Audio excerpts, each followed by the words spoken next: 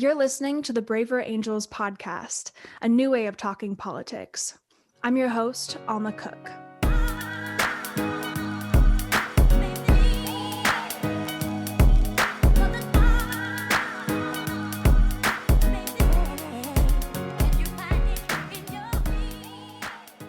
I'm here today with Michael Patrick F. Smith.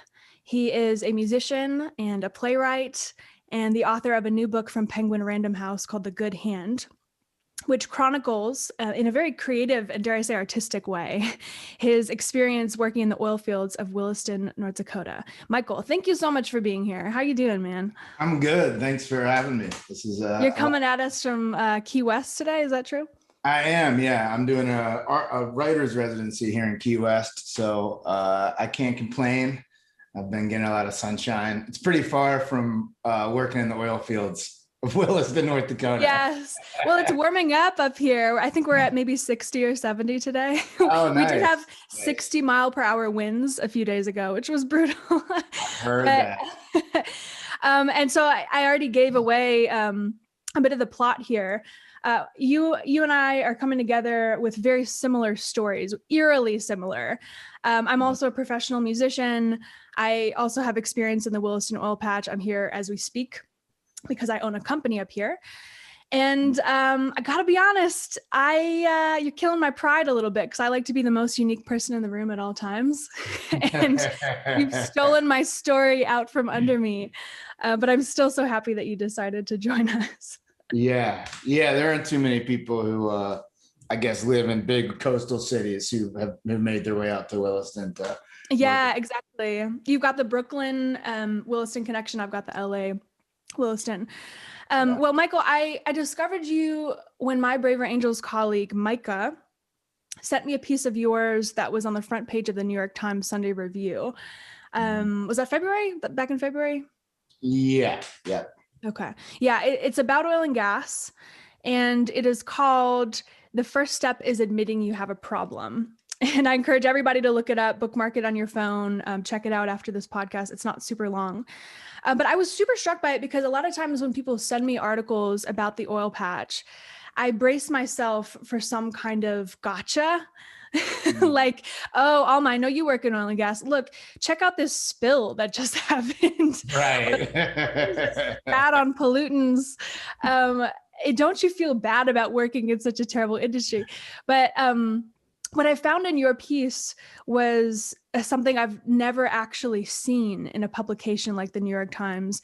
And that's a perspective on oil and gas that first pays its respect to not just the oilfield workers who make life as we know it possible, but to just how different life would look without oil.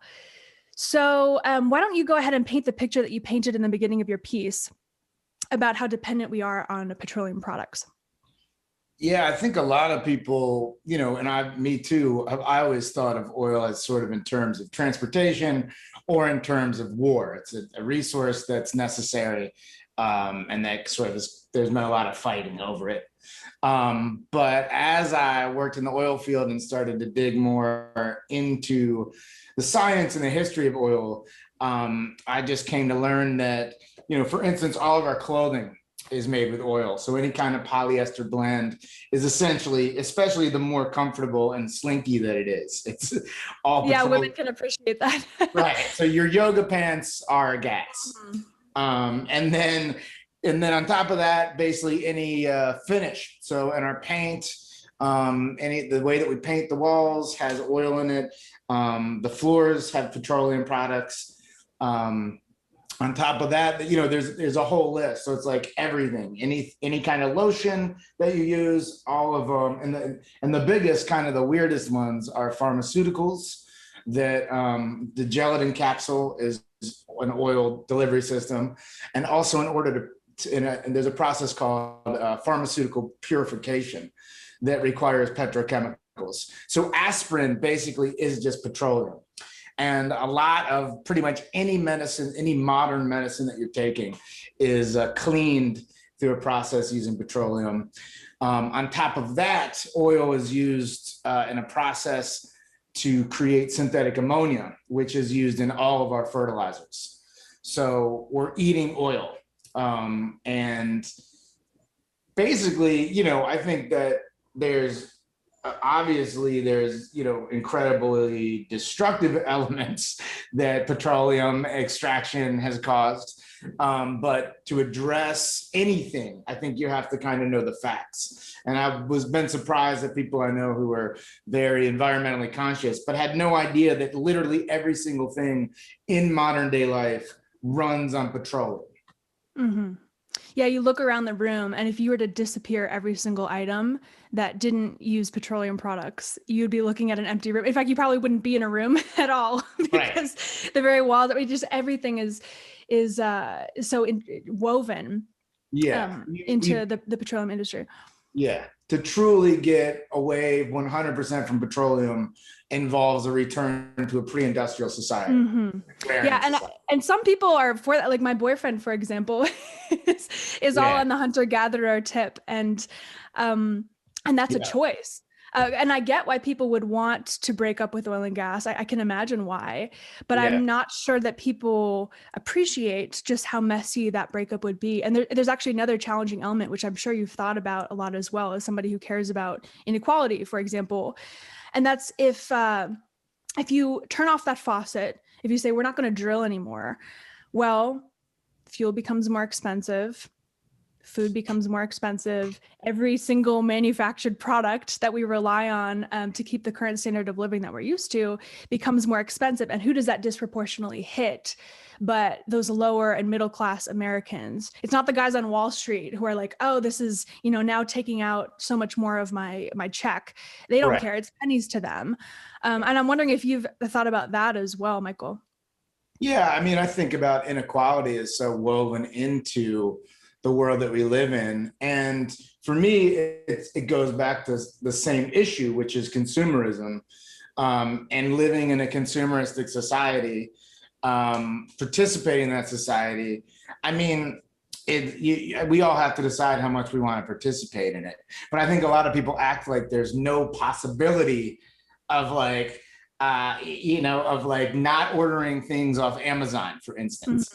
There's like, are you kidding? How could I possibly do that? And it's like, your grandfather probably grew his own food.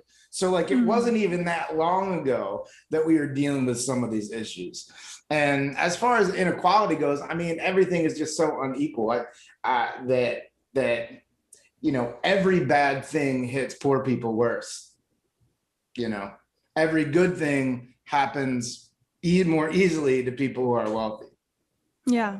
Yeah. And if consumers aren't trained to grow food in their own backyard, I just can't imagine unwinding that. I don't know. I honestly don't know where to begin. And I love the distinction. I love making the distinction between consumerism and capitalism, because I'm a diehard capitalist all day, but I try to live a very minimalist lifestyle.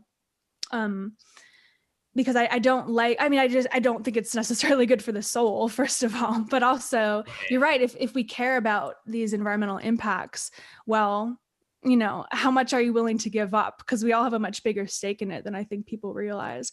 And there is a reality that things really probably should be more expensive.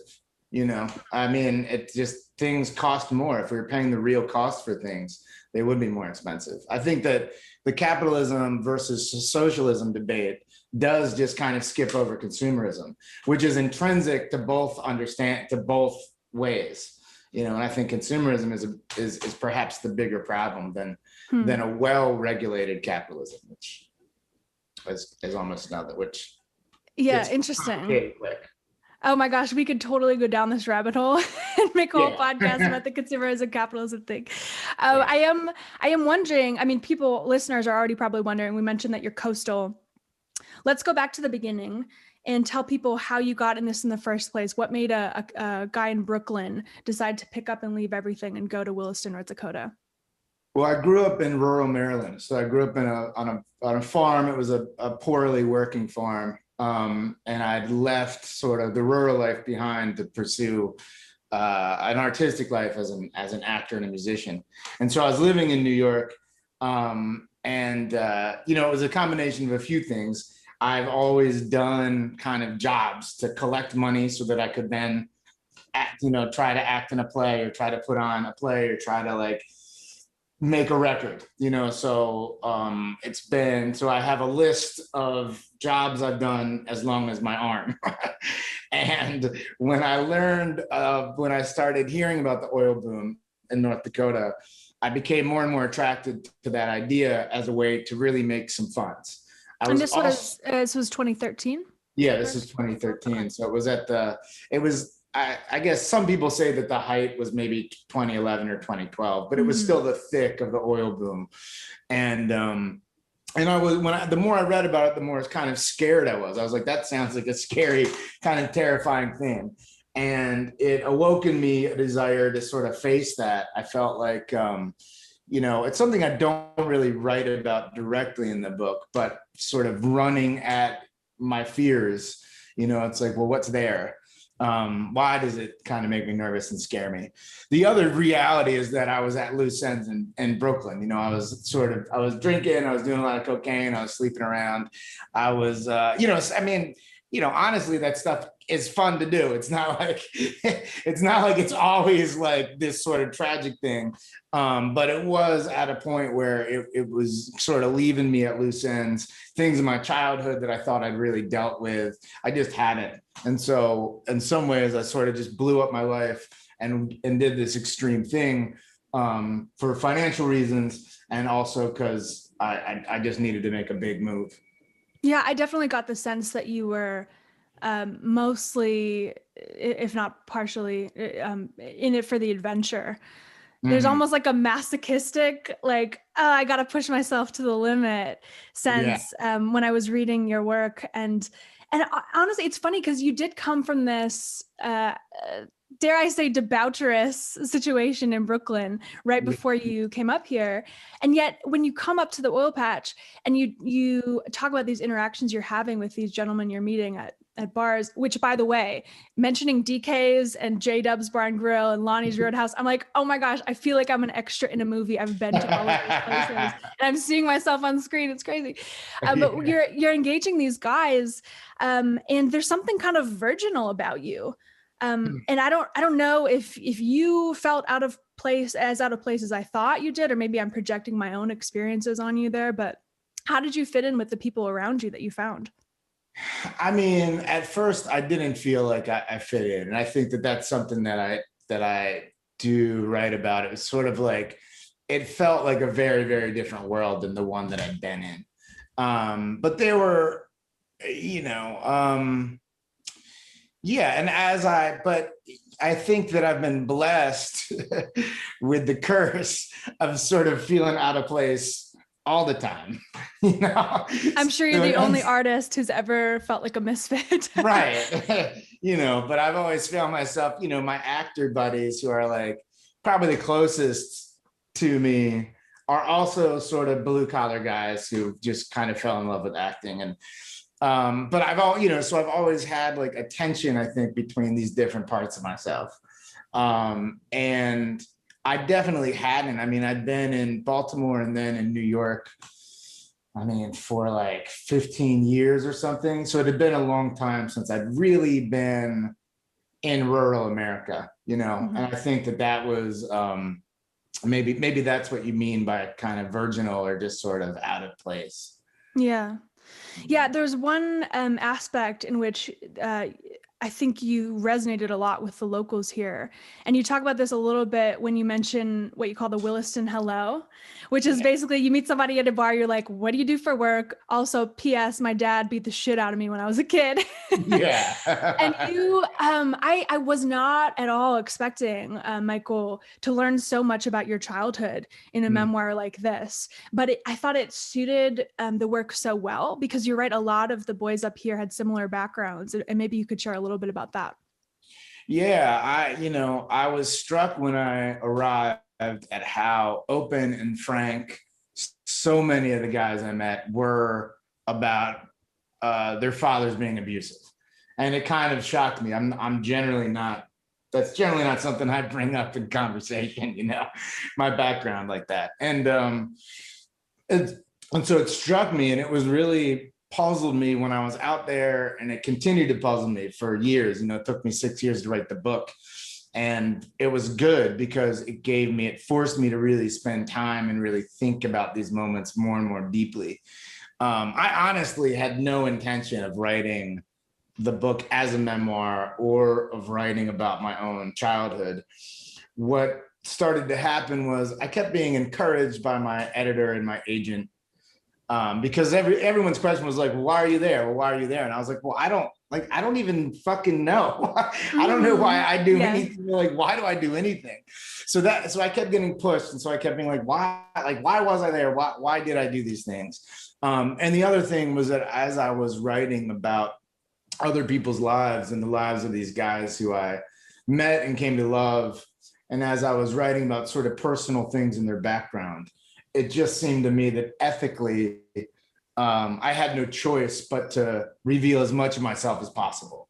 And I needed to be able to, I still have friendships with the guys I worked with on the rigs. And I needed to feel that if I went back to Williston and I bumped into anybody that I was writing about, even if I painted some of the rougher edges of them as a person or talked about things that were not on their best day, that I would be able to say, look, I was as rough on me and I got as deep into my own limitations, my own shortcomings, my own problems, my own family history, as deep as I could possibly go. So you probably look pretty bad for a couple pages. I look pretty bad for some pages too, you know? Yeah, no, it was so beautifully human, honestly. Yeah. And it was, how do I say it? People's moods change. People's moods change over seasons, over days, over weeks, whatever. And especially when you're working such brutal hours, you were kind of at the beck and call of your team. You never really knew if you were going to go to work that day. Is that true? I was right. Yeah. I was pretty much on call every day. Yeah. Moods happen. And I loved getting that insight into how you were feeling on any given day, what you were contemplating. And that I thought was a wonderful compliment to the rest of the oil patch story. Were there any other similarities? So we mentioned some of the how your background was a bit parallel to some of these boys' backgrounds out here. Were there other similarities to Brooklyn and Williston as cities? Yeah, I really felt that there was a lot with, New York is one of those places that's so hyper aware of itself. New York is like, everyone kind of feels like they're in the movie about New York, and you're by all the different, sightseeing stuff, and everyone's talking fast, and you're getting your coffee at the deli, so there's a hyper awareness of it. And I felt that was something similar in Williston at the time, was that everybody was like, it's the fucking gold rush, man. This is an oil boom. I don't know if you heard, but there's an oil boom going on. I don't know if you heard. And so that was in common. And then, the both places too were really status obsessed. And I know Williston has changed, but during the boom, it was all like, where do you live? Where do you work? How much money do you have? How much do you pay for rent? So in New York, people have those kind of really people talk about money very fast in both places. And then, while I was in Williston, it became more expensive than my apartment in Williamsburg. Yes. Can you believe that? And so the rent in Williston became the highest in the country. And that was another thing where it was like, it's real estate being just this blood sport. You do anything for a place to stay that's nice. Did you ever live in, would you describe for people what a man camp is? And did you ever live in a man camp? I didn't live in an official man camp. The man camps are temporary housing for workers. I slept in my truck, like a lot of people. I slept in my truck for maybe 10 days or something. And then I found a place, and I call it the Flap House. It was, there was a guy, I call him Champ in the book.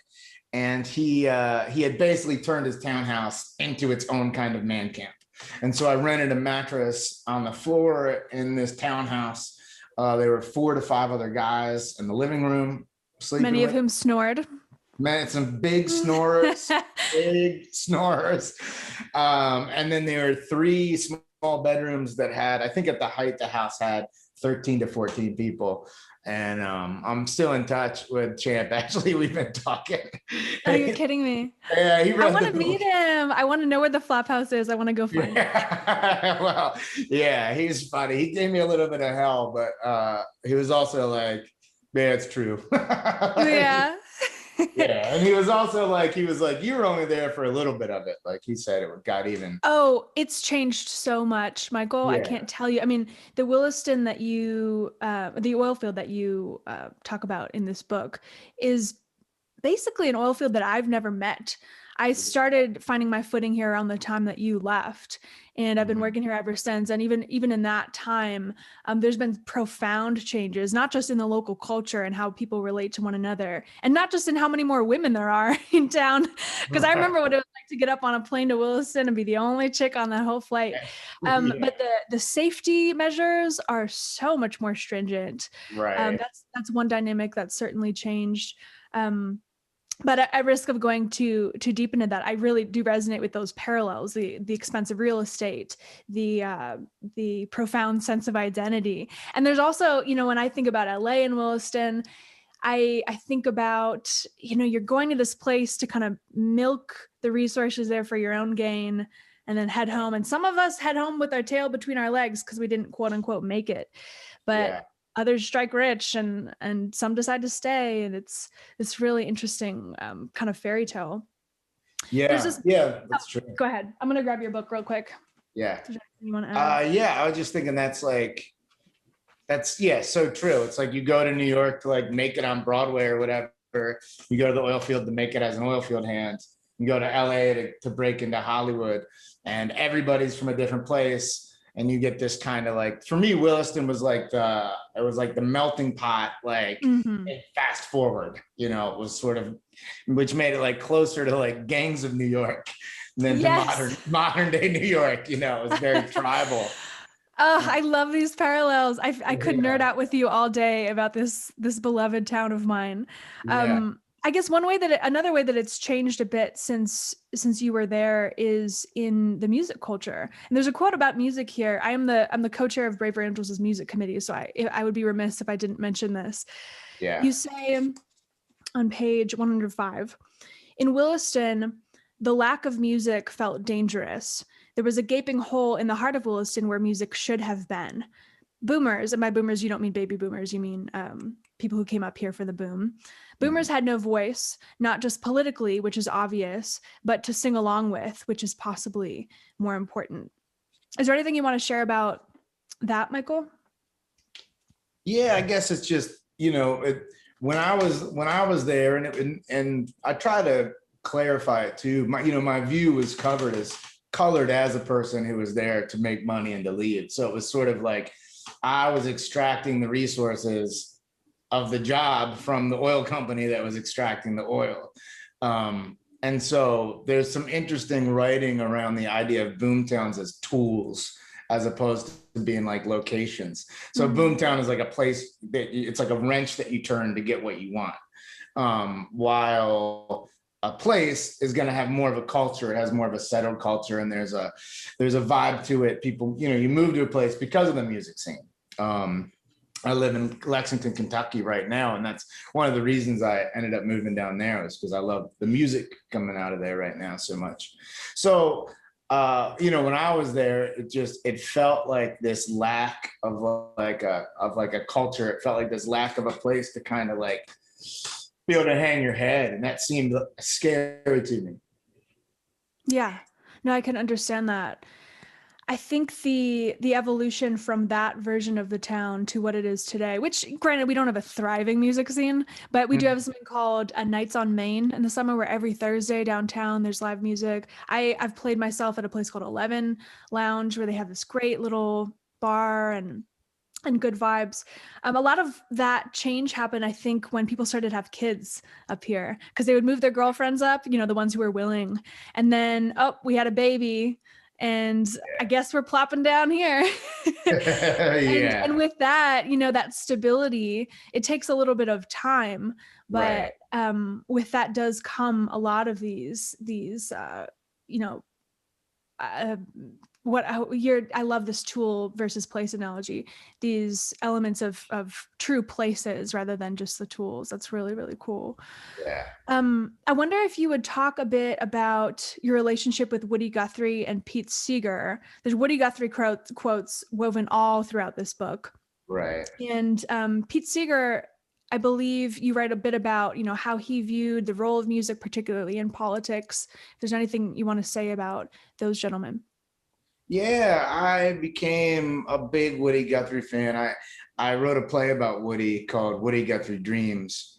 And while I was researching that play, I had a chance to really dig into his life. And I went to the Woody Guthrie archives and read a lot of his unpublished material. And a lot of the reason that I play guitar professionally was because I also played him in the production. And I needed to get my chops better. I needed to make sure I could sing well enough to pull it off. and so in some ways, I really learned music through his music. But he's just an interesting American figure. I think of him kind of almost as more of like a sage or like sort of a modern prophet than anything else. He kind of showed up. He had a very different perspective on the world than most people at his time, and now his sort of perspective has kind of grown and become a little bit more of an internalized way of looking at the world. He was also unabashedly patriotic, which I really love. And he was swept away by the natural resources of the nation, and had very complicated politics. And so while I was looking into Woody's life and trying to learn more about him, somebody put me in touch with Pete Seeger, and he and I never met him in person, but we had a correspondence. We wrote letters back and forth a little bit. I actually have a version of the script that I was writing that he marked up with his notes. Oh, you're kidding me. Yeah, how cool is that? It's really cool.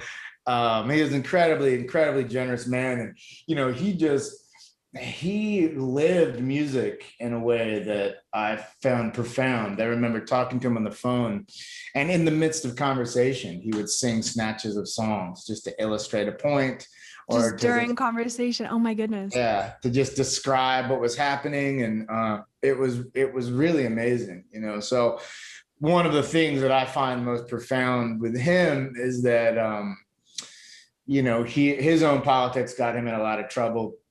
But he always said, I'll sing for anybody, so he sang for communist groups, he sang for the Rockefellers. And that was a real point of pride for him, was that he wasn't going to say no. He was going to communicate and tell his stories to anybody who would listen. And because the stories are the important thing. And I think now, this is something I'm just kind of thinking of, but sort of in today's culture, people are like, well, I would never talk to that person, or I would never go on that show and talk to those people. And I wouldn't validate that group. But I feel like he gives an interesting, different perspective for looking at that. Yeah, absolutely. It's hard to imagine somebody doing that today. People just don't talk about music and performance like that. There's a concern that you're platforming or spotlighting the wrong party or person. And while I understand those concerns, I like that just stick it to the man attitude that Seeger seemed to embody. What do you feel like the role of music in politics is? This is something that I've thought a bit about with Braver Angels. I don't think that I'll ever resolve the question in my head, but I would love to know your perspective on that. I think it's changed over time. And so a lot of the strident songs, Woody and Pete Seeger both wrote kind of strident, overtly political songs that they used at rallies and in picket lines. And that's kind of, you go to a march now and people are still singing the times are changing. There hasn't been like another great wave of protest music, but the truth is those songs are pretty good. So they've got their own lives. I think now, for me, my focus politically is on unity. And I think that music does that better than anything else. You can argue about politics all you want, and we all do. But songs are something, you go to a concert you're not asking about the politics of the person next to you. So I see the greatest, potential right now for music is just stuff that just writing good songs, even like love songs or whatever. Yeah. Using it to kind of heal the divide in this country, because to me that's sort of the greatest challenge of this particular age is healing that divide. Yeah. I love a good unity song, don't get me wrong. But I think there's just as much value in the love songs that you're talking about, because when you're actually, I have a buddy, Dave Morrison, who's got a pretty sizable conservative YouTube channel. And he's got this vision. I don't know if this is actually an event that he threw or if it's something that he would like to throw, where you get artists of different political bents up on stage. And you don't know who's who. You don't know who's a conservative, who's a liberal, whatever. Maybe that person's a communist for all we know. Right. But they get up on stage and you're not concerned about their tax policy. It's the furthest thing from your mind. You're like, this is a human being. They're telling a story that I can relate to. And there's a great leveling in that. And so I love that that's your focus. And I love that you mentioned even indirect ways of unifying people through music. There's a quote actually in your New York Times piece that I wanted to ask you about. I was really struck by it. You say, like most Americans I know, I have both strong progressive and conservative values. I think the part that I'm reacting to the most is the like most Americans I know. Yeah. Go ahead and tell me what you mean by that.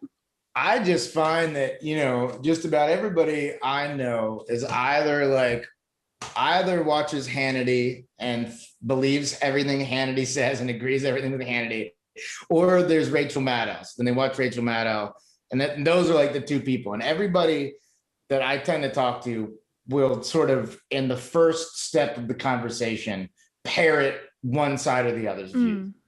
But with a little bit more conversation, I find that, that people that I run into always have much broader actual opinions than just this, then my side is right, the other side is wrong.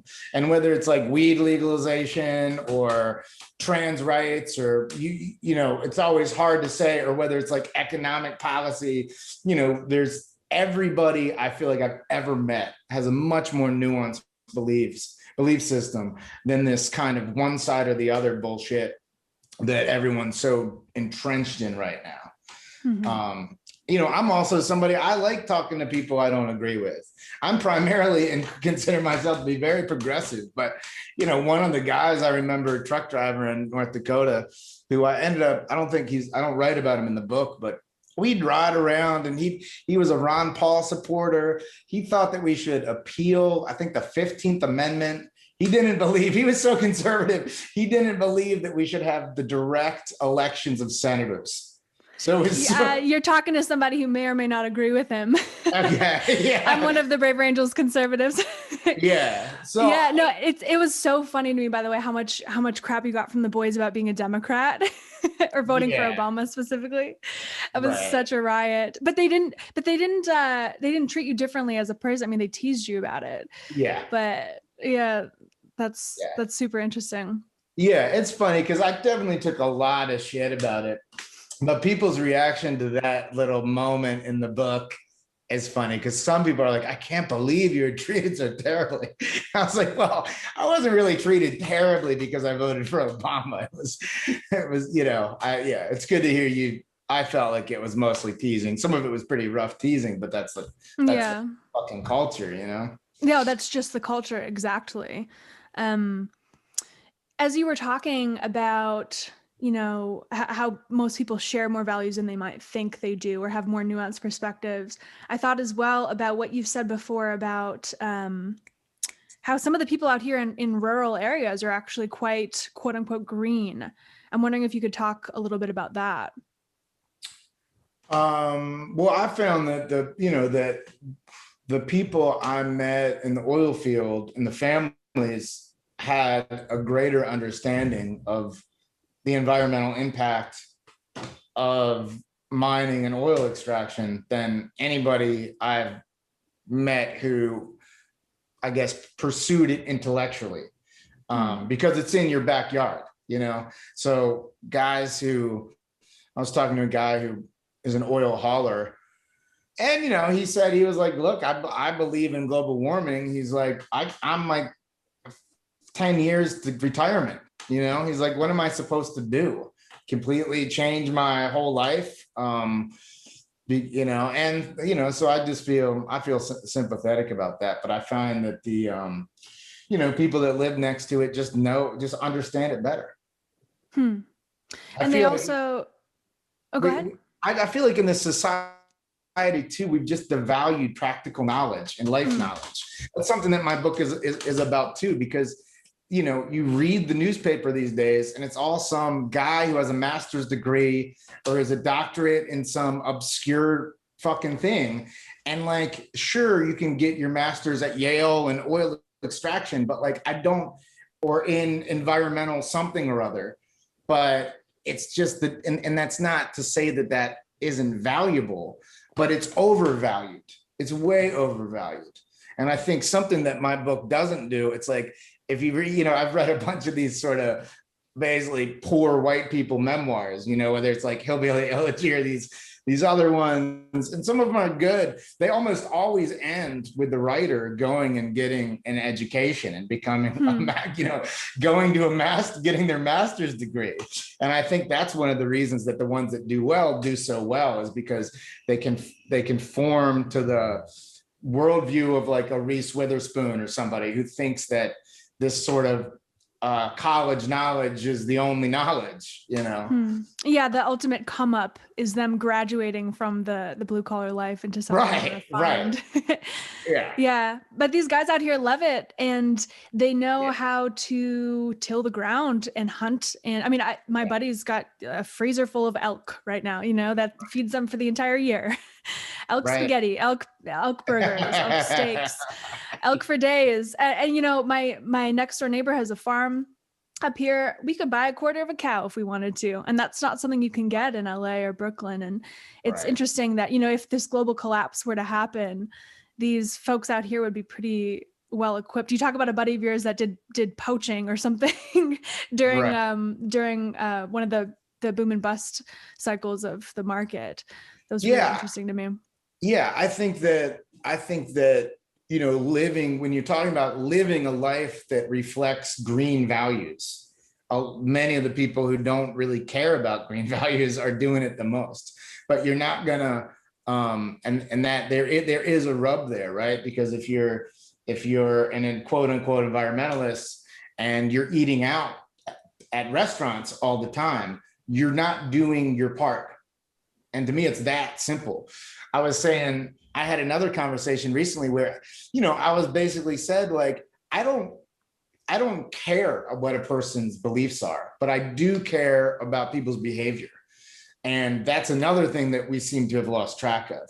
So you're saying, like, shooting an elk and eating off that meat for a year is so incredibly green. That is like, and yet it's sort of, that sort of life is kind of dismissed a lot of the times by people who claim to have the strongest belief in X, Y, and Z. So I think that politics are really what we do, and we need to put the focus back on what we do and not what we say or what we post about. Yeah, no, absolutely. That ties really well into what we were talking about with consumerism. There is so much waste. You've worked as a bartender. You know how much food gets thrown out at the end of the night. It's remarkable how much fat there is around the edges. And you're right. If we're serious about taking care of the earth, we're looking down the barrel of a very different lifestyle. Yeah. Yeah. Let's see what's next here. I'm curious, in light of what we were just talking about, or honestly, in light of any of it, how has this book been received by people on both the left and the right? Because there were certain times you would write something where I was like, ooh, I bet people on the right really didn't like that you said that. Or, ooh, I bet people on the left are really pissed off that he just went there. And I was left to wonder, like, hey, first, who did you write it for? Who did you have in mind when you were crafting this text? And what is the pushback or reception been? Yeah, it's, the whole time I was writing it, I had oil field workers and their families in mind. That's 100% who I wrote the book for. And that's really the only group. And then later, it was for my brothers and sisters. Hmm. But anybody, when a publisher asks you who you're writing the book for, you don't necessarily want to say that, but that was always my core audience. I wanted to tell the story of the people I met, because they were just extraordinary people, and it's stories that don't get enough airtime, and lives that don't get enough airtime. And I think that in the same way that I say that the lack of music was dangerous, I think that one of the problems in this country, the lack of storytelling, is dangerous, and the lack of storytelling from people who feel who are left out. We're not getting these stories from a lot of different types of lives, and a lot of lives of people who, like I was saying, aren't educated in colleges and don't want to be, because that's perfectly fucking fine. Mm-hmm. There's no reason. Try to talk my friends out of going to college. Yeah, like become a plumber, do something that we need. We don't need more people to be quoted in the New York Times. There's enough of them. We need carpenters. We need people who do shit. And so I feel like that answered the first part of your question. What was the... Yeah, I wonder how people up here have taken it. Did people in North Dakota receive it well and feel like you portrayed them carefully and accurately? Yeah, I've gotten interesting responses kind of that run across the gamut. And most people I've talked to who I'm still in touch with in Williston have enjoyed it, and they might take a little bit of an issue with some stuff, but they do like it. And it's a different kind of book. And so a lot of what I hear is like, oh, I thought this was going to be X, Y, and Z. And then people are sometimes surprised that it's not, whether some people think it's going to be more. And so it's interesting. So, there's a guy I was talking to who was like, well, the book's not really about North Dakota. I was like, I think it is. I think it is too. And then other people were like, oh, I thought the book would explain more about, some people want it to be like a technical manual. Yeah. Or like a political statement about fracking, and so a lot of the reviews that I've gotten seem to be having trouble. The good reviews are people who treat the book for what it is. And then the ones where people don't kind of get it is where they want it to be a political statement about fracking, or they want it to be more just a personal memoir. But yeah, I mean, and I love those points that there's, I poke at everybody a little bit. And I like those points that I do not need everyone to agree with me about everything at all, and I have no expectation that anybody does. So I think that I've gotten some pushback, from people on all sides, which I guess is a good sign. Yeah, I don't disagree that some pushback from all sides is something Braver Angels is certainly very used to. Yeah. And there's also, there's an inherent limit to what a person can do in one book, for one, but you've also only lived one lifetime, and you spent 9 months in the oil patch. And I'm not trying to diminish the value of that, but I work in compliance. I work with dozens and dozens of small businesses up here that are trying to get work for the producers and the midstream operators and so forth. And so I see, the welders, the guys who do insulation, the guys who do pipeline, it runs the gamut. And what I've been surprised by is that the person who works in upstream doesn't really know much about midstream. And the person who works in midstream doesn't know that much about downstream. And for those who don't know, these are the different segments of the oil field supply chain. And you can't be expected to give some crazy treatise on the damages of this one part of the sector. You moved rigs for a living, which is fantastic and necessary. Yeah. But it's everybody has a limited perspective. Yeah. I wonder, would you ever come back? Would you ever come back and hang out? Yeah, absolutely. I was really hoping to, when the book came out. It was sort of my plan, even though it was in February. I was like, I don't know, but I was hoping to make with the pandemic, I haven't been able to get back. But the last time I was there was 2017. And I'm hoping that if things go well, there will be a paperback out next year, and I would do a release show, maybe, or release. Well, you could make it a show. You could do a release party with music and oh my gosh, I'd love to, but yeah, you're gonna have to let me know. You're gonna have to let me know about that, because I would love to be there. 100%. Yeah, I totally will, and I still really value my relationships up there. I didn't stay in touch with like everybody that I write about, but I still really value the connections that I made. And, time passes and people end up doing kind of different things. I never thought I'd be a guy at a writer's retreat in Key West, so I'm just feeling very grateful right now. But I was working for a junk hauler and moving furniture up until the day I got my book deal. And since then I've been able to just live very modestly and be a writer, which is incredible. But yeah, I love it up there. I mean, I love the land. It was great. It's great. Yeah, I really can't help but feel like you would come back to a very different city than you left. Yeah. And there's a lot more to learn. There's a lot more to learn, even technically, the technological leaps we've made. You talk about flaring, for example, in your New York Times piece, and how North Dakota in 2019 flared 19% of their natural gas. Flaring, for those who don't know, is effectively just burning off this natural gas that comes out of the ground as a byproduct of crude oil. It's wasting it, but it's, so expensive and politically infeasible sometimes to build pipelines. So you just burn it off like a pilot light that runs 24/7. Well, that 19% number in the span of a year and a half is down to 6%. And culturally, North Dakota is different. Certainly the safety requirements are different. I know this because I work in oilfield safety every single day. Right. The fatalities are nothing like they were back in 2013. You can't get work as a company if you've had a guy die on your watch. And like I said, the technological advancements are just really remarkable. So I would love to just make like a mini documentary or something of like Michael Patrick F. Smith, like revisiting the patch after all this stuff. Oh, that would be super, super fun. That would be really fun. Yeah. Well, let's wrap up. I want to close with one final passage that I wanted to read and then ask you about. During your book, it might have been, I don't think it was Christmas that you went home for. I mean, you might have gone home to put your stuff in storage when you decided to I'm committing to this job for a few more months. You went back to New York and you're in a restaurant, and there's almost this dream sequence where you write, New York benefits from the boom far more than Williston ever will. No one here realizes that. No one even considers it.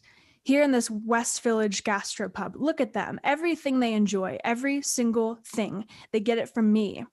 They get it from me and a group of the toughest, meanest motherfuckers I've ever met in my life. Men they wouldn't like, men they look down on, invisible men they will never see, in a state they dismiss as flyover. This passage brought tears to my eyes. I was crying a little bit from it because those men are my brothers and my clients. And to see them acknowledged like this made me so proud. I mean, you've surely painted them rough around the edges because they are. But despite the fact that even you and I would have countless political disagreements, I'm sure, this passage embodies what I loved about The Good Hand. And I hope that some of our listeners will pick up the book. So I want to go out on this question. I want to ask you, what do you think it would take to instill in city-dwelling Americans, the Brooklynites, the Angelinos, this kind of respect and admiration for our rural brothers and sisters, and vice versa? That's a great question. I think, in response to that passage, it's like, it's also like, it's kind of an angry moment too. It's like, there's a chip on my shoulder when I'm writing that, which I wanted to communicate. And one of the things, that, but also, the other reason I would say that, you asked me kind of who I wrote the book for. And so I wrote and it was the oil field workers. And to hear you say that made you feel proud makes me feel really good.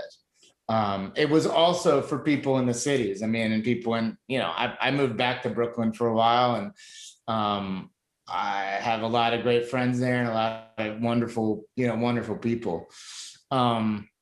So it was also because I kind of realized I could translate the experience for people.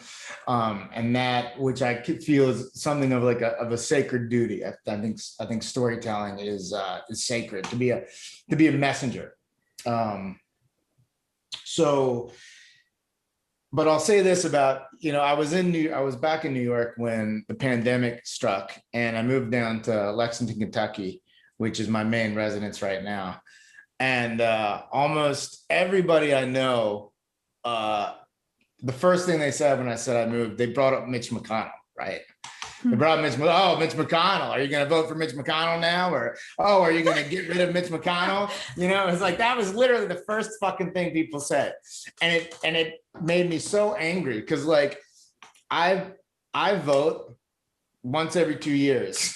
That's one afternoon. I think about it a lot beforehand. But literally, it's a thing that I do once every 700 days. Meanwhile, when you talk about Lexington, Kentucky, or talk about Kentucky, Muhammad Ali's from Kentucky.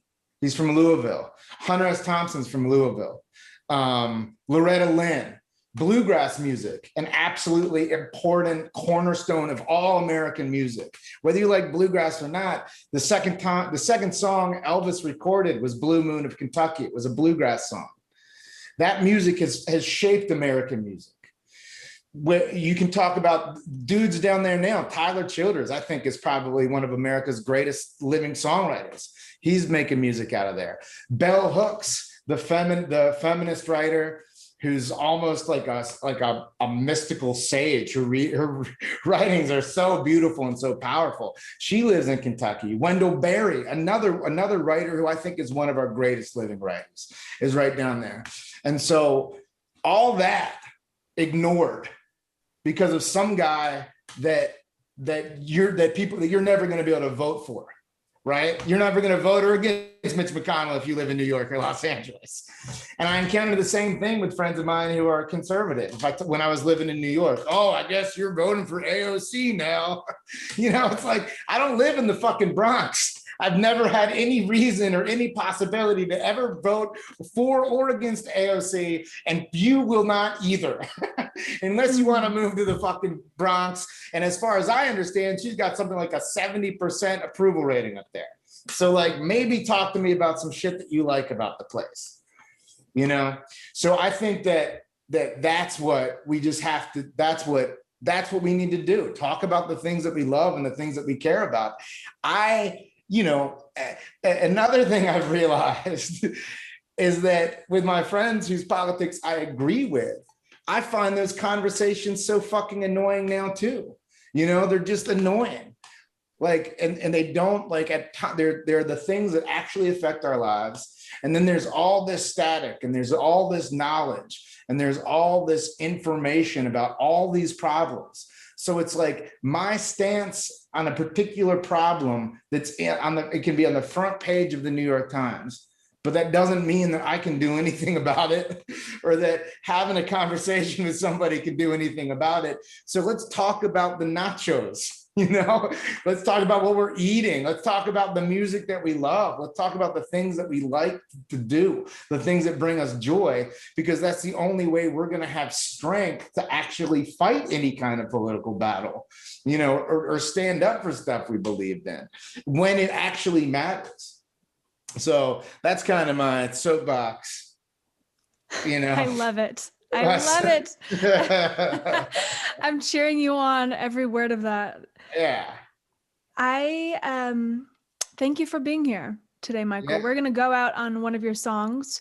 This is unreleased. It is, yeah. Where can people find you, and where can people find this song Truck Stop when it's out? So I have a website, which is thegoodhand.org. And then I also perform musically as The Good Hand. I was using that as the name of my band. You had a very consistent brand. Yeah. So it was the name of my band before it became the title of the book. For a long time, I had a different title of the book. And so The Good Hand on Spotify or anywhere like that. This is one of the songs I recorded for the audiobook. So if you get the audiobook version of the book, it has 7 songs that I recorded in January. Oh, you're kidding. 7 songs on an audiobook. Yeah. And so are they peppered in, or are they all at the end, or how does that work? They weave in and out of the narrative. And then I use instrumental tracks to like highlight certain passages too. Michael, who does that? Yes. Yeah, and then you're making them as a free download. You get them as a download with the audiobook. But I'm so upset that I didn't get the audiobook. I need to buy that one now. Yeah.